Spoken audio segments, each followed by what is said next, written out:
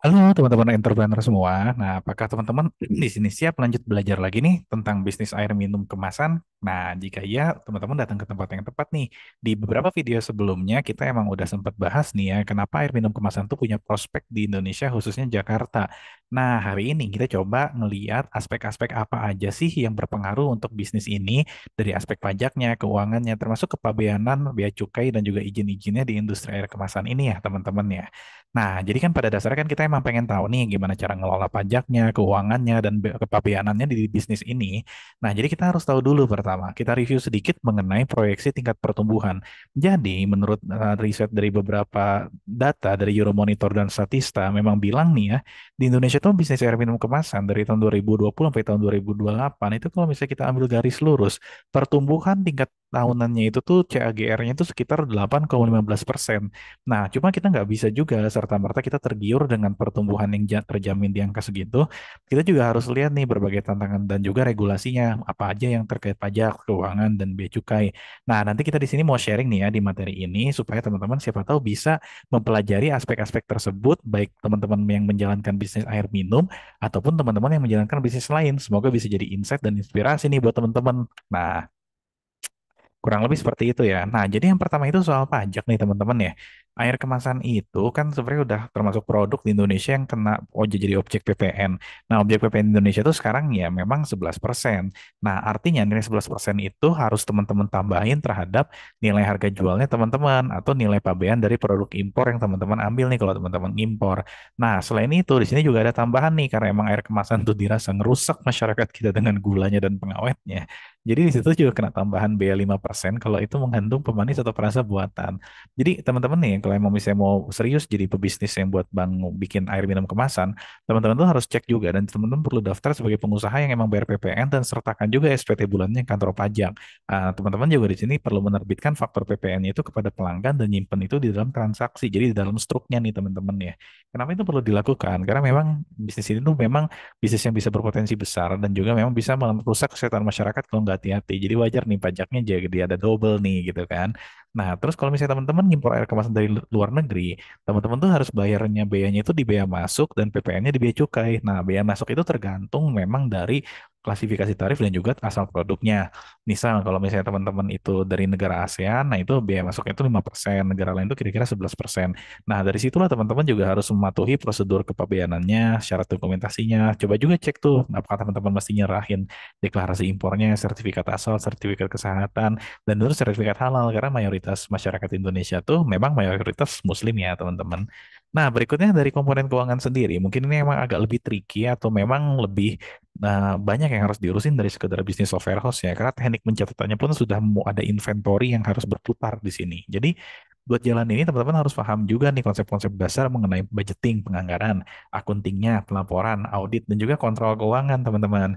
Jadi teman-teman tuh yang pertama tuh harus rencanain dulu arus kas masuk keluarnya itu kayak mana gitu kan, pengeluaran berapa, pendapatan berapa. Nah, dari situ teman-teman bisa pastiin dulu teman-teman punya gross margin, terus pantau banget itu gross margin secara teratur teman-teman ya, karena bisnis-bisnis kayak gini kan suka nggak ketebak gitu kan, di lapangan barang hilang dan lain-lain. Jadi teman-teman juga tentu jangan lupa untuk selalu catat juga itu nomor-nomor inventaris, nomor-nomor aset, terus liability-nya teman-teman ke pihak luar, dan juga nilai equity-nya teman-teman kalau misalnya teman-teman sebagai business owner. Nah, terus di sini juga teman-teman juga coba nih pertimbangkan ya untuk dapetin pembiayaan eksternal buat ngembangin yang kayak gini nih. Karena apa? Di sini biasanya bisnis-bisnis kayak gini ada perubahan regulasi sedikit atau ada isu dikit jadi nggak dibeli orang produknya gitu kan. Dan itu bisa jadi situasi tidak terduga yang nggak bisa diprediksi di bisnis plan. Nah, buat yang kayak gini-gini teman-teman bisa coba cari tahu berbagai pilihan yang ada nih ya buat bisnis air minum kemasan kayak gini. Misalnya pinjaman bank mungkin bisa, lembaga keuangan mikro bisa, perusahaan modal Ventura ya kalau teman-teman punya scaling yang growth yang agresif mungkin bisa. Angel investor ya itu hoki-hokian dapatnya ya. Atau crowdfunding nih, walaupun crowdfunding kadang suka banyak ngamuknya ya. Nah, namun yang jelas gini ya teman-teman, cari. Kenapa cari? Karena memang itu punya kelebihan dan kekurangan sendiri. Nah, baik itu nanti misalnya ada faktor masalah suku bunga, agunan, jangka waktu, kriteria. Yang penting teman-teman cari dulu. Kenapa? Karena kan teman-teman nggak akan pernah tahu kapan ada regulasi atau ada kekonyolan isu di masyarakat yang bikin produk teman-teman air minum ini jadi nggak dibeli gitu kan, viral dikit bubar semua itu penjualan di bulan itu, inventory busuk semua gitu kan. Nah itu jadi harus hati-hati, riset juga dan bandingin beberapa opsi, terutama ketika ada situasi-situasi nggak terduga nih ya teman-teman. Nah, Terus berikutnya masalah perizinan sendiri, terutama bea cukai, kepabeanan. Jadi pada dasarnya kan air kemasan itu produk yang sangat diatur karena dia menyangkut kepada diminum oleh masyarakat karena dia nanti akan berpengaruh kepada kesehatan dan keselamatan. Jadi untuk produk-produk yang jenisnya kayak gini, teman-teman coba riset atau ngobrol dulu sama teman-teman yang ada di BPOM, Badan Pengawas Obat dan Makanan. Plus coba cari tahu regulasi tentang Kementerian Kesehatan nih gitu kan. Nah ini termasuk ya aspek-aspeknya itu kayak buat dapetin izin produksinya, izin edarnya, sertifikat halal, nomor registrasi, dan juga itu nomor registrasi itu harus diingat itu untuk setiap merek air minum yang teman-teman terbitin.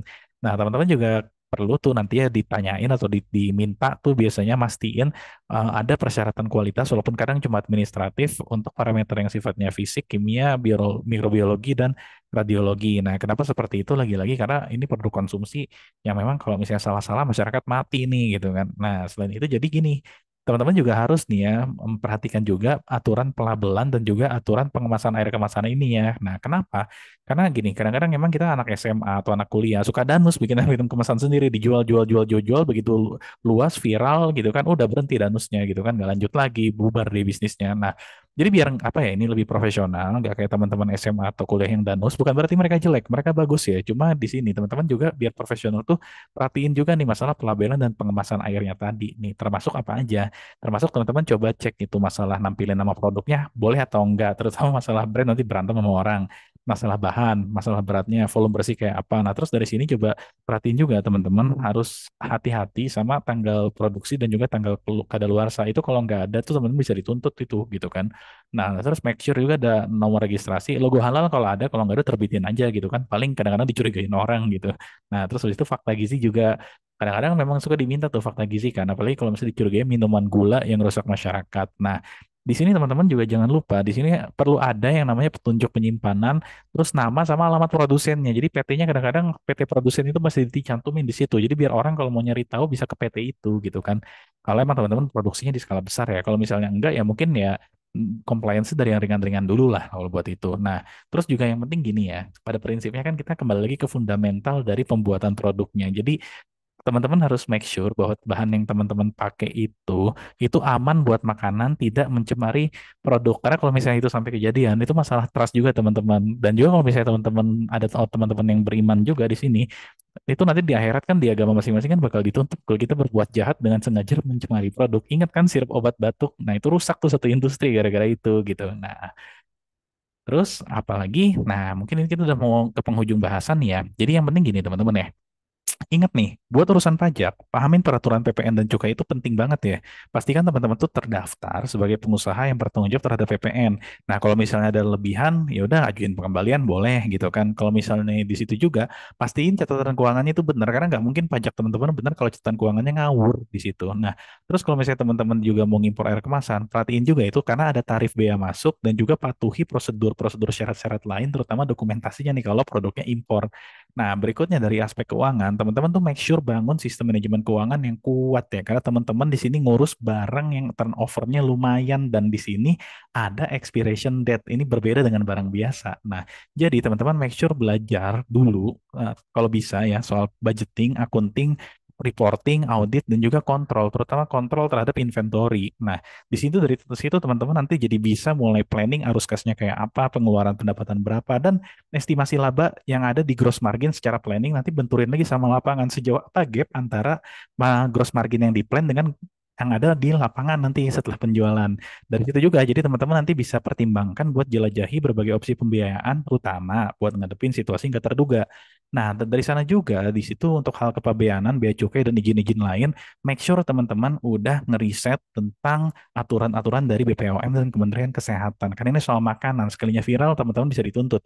Nah, dari situ cari tahu tentang lisensi apa yang diperluin, sertifikasi, nomor registrasi, terutama untuk merek-merek air kemasan itu. Kalau bisa juga cek juga mereknya ya, jangan sampai berantem sama orang gitu kan. Jadi kalau misalnya teman-teman udah memenuhi itu semua, aturannya udah dipenuhi, aturan label udah, pengemasan udah, bahan-bahan makanan juga di dapurnya teman-teman juga udah aman. Semoga nih ya teman-teman bisa mengoperate bisnis air minum teman-teman secara legal, efisien, dan juga bisa menang di kompetisi.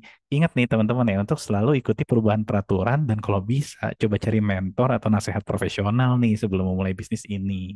Nah, terakhir, kita berharap banget nih teman-teman bisa dapat informasi berharga dari sini, bisa dapat lesson learn, belajar hal baru tiap harinya walaupun kita sibuk bekerja dan berbisnis gitu kan. Dan semoga teman-teman sukses nih ya, baik buat yang bisnis air minum kemasan, buat yang tidak bisnis air minum kemasan, semoga dapat banyak insight dari sini. Makasih buat kita yang nonton, jangan lupa berlangganan di Sindikat PAU Research untuk konten yang lebih banyak lagi yang bisa nambah wawasan kita semua. Sampai jumpa, berhati-hati, semoga kita sukses ya dalam bisnis kita masing-masing. Bye-bye, Assalamualaikum.